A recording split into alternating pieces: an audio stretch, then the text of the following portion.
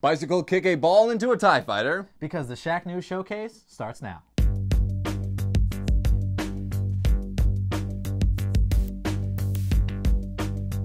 Welcome, sports ball fans, to another episode of Shacknews Showcase. Later on, we'll be showing you the fantastic trailer for Battlefront 3 Fighter Squadron mode. More specifically, the comments in a new edition of Dramatic Readings. But first, something closer to our hearts. Chatty. The wretched hive of scum and villainy. You're all bastards and we love you. Recently, Chatty got really into Rocket League and I decided to throw a tournament. We're going to show you some of our best plays.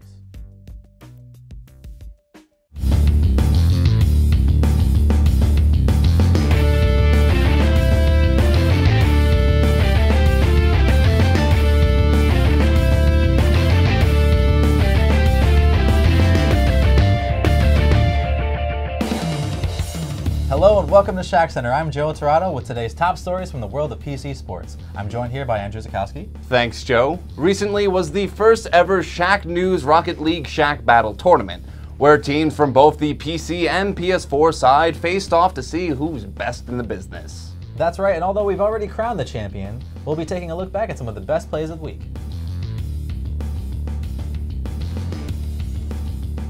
Alright, let's start with number 10. The Mighty Handful versus Torpedo Squad, Game 2 of the PC Round Robin Semifinal. Firefly with an excellent steal, and then an excellent follow-through. Boom! There's the goal. Mighty Handful goes on to win 4-2, but ultimately lose the tournament. Continuing with number 9, 3 Series Life versus Team Name. Erie gets back into the net to play some D, and it turns directly into offense. With the long shot from the opposite net, and he could go all the way! They would go on to win this one, but eventually lose the series. Number 8, the PS4 side of things. This one was a title match, Pacific Destroyers versus My Own Team. A Screaming Yeti comes up with a nice steal in midfield and sets the smoke screen to fake out Jim Caw and let Omnova clean up the goal. Jim Caw was unstoppable in the net for most of the night. My Own Team would go on to win in the thriller. More highlights on that one later. Number 7, this one's from the Mighty Handful and Bossages. Stammet Guide, target acquired. He sees the open net and finds the back of it. Mighty Handful goes on to win this one and advance. Number 6, PC side round 1. PS4 is for poors versus adults only. Scary Businessman with the corkscrew. Top shelf right off the iron. PS4 is for poors goes on to win this one, although adults only clearly had the best logo of the tournament. Number 5, once again, Scary Businessman. Starts off with the beautiful centering pass, no one there to clean it up, bobs and weaves, does the needful himself, and taps this one in. Number 4, back to PS4. Title match. Jim Caw says, nope, not today, mister. Not in Jim Caw's house. Sends it back and into the net for a goal. Number 3, from the same game, Hydruxo. 4 seconds left, looking to put this one away. Mama, there goes that man. Accelerates from the opposite net, elevates, turns his backside towards it, and slams it home. They would go on to win this one and the tournament. Number 2. Overtime thriller, everyone's searching for that golden goal, and Tweops just opened the bar with the golden ticket. Elevating, boosting, and sends this snozzberry home. Number 1, the Mighty Handful versus Torpedo Squad. Tower to Ice Cream Bus, you are clear to lift off. Thank you, Tower. See you on the other side. Ice Cream Bus with the ridiculous ups, and then the slight little touch to put it in the back of the net.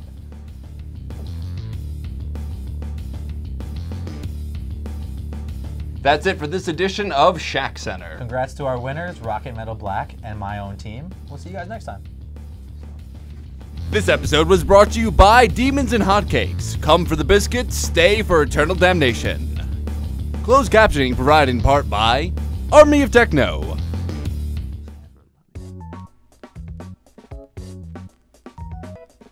At first, Battlefront 3 claimed there wouldn't be much flight combat. Which sucked. But they released a trailer that showed flight combat. Which is great. And there are plenty of comments to go with it. Which are hilarious. So we figured we'd show you guys some of our favorites.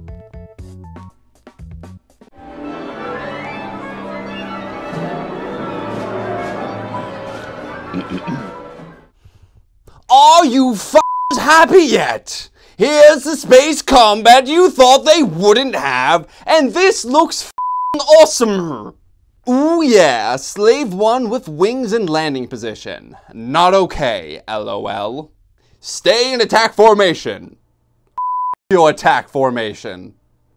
The A-Wing is still OP as it was in Battlefront 2. Holy f***ing balls! Gold Team rules! I think I'm just gonna use this SpongeBob clip for that one.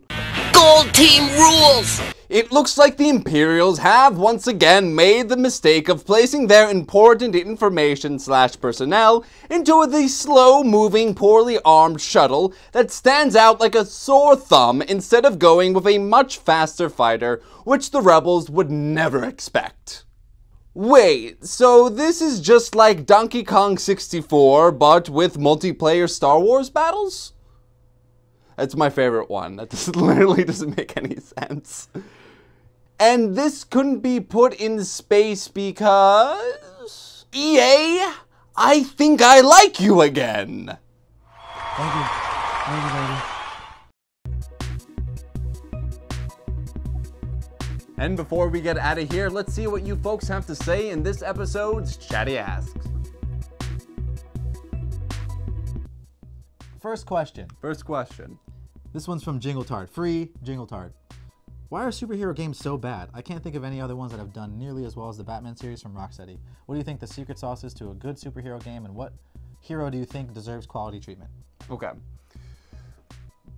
Reasons why Batman did so well, I think, personally, because it did a very good job of capturing what it's like to be Batman. Yes. The combat, the Besides momentum. the most recent version, which had the Batmobile tank thing. True, right. But for the most part, the trilogy was good with the combat, with the mobility, yes, and the just being Batman, being that gritty, tough detective. You're on top of the building, you're looking over the edge, you're seeing, that whole thing.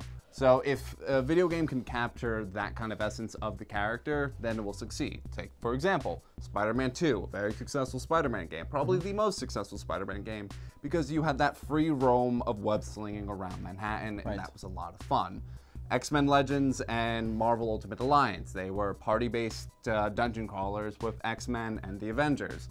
That worked. You felt like Cyclops, you felt like Colossus, you felt like Wolverine and Captain America in those games. So I think they did a really good job with those. So as long as those games, as long as superhero games keep that essence of the hero, it will succeed. Because you fall into that trap of trying to do video gamey things, like they did with Batman, where they're like, you have a tank and you're killing you're shooting this, and you're using your non-lethal bullets to kill AI-controlled tanks, and you're like, that's not what Batman would do. Right. And eventually, that's where it lost me. That's where the game lost me. But I think as long as you don't fall into that trap of trying to do too many video gamey type things, and you stick true to the essence of the character, we're good. Yes. You know, one thing I do want to mention, and I didn't think of this before, but this is a really bad thing to bring up. The Matrix games on the original Xbox, right? The reason why I'm bringing this up is they were telling I'm gonna wait. They were telling a different perspective of a main story from ancillary characters. Yes.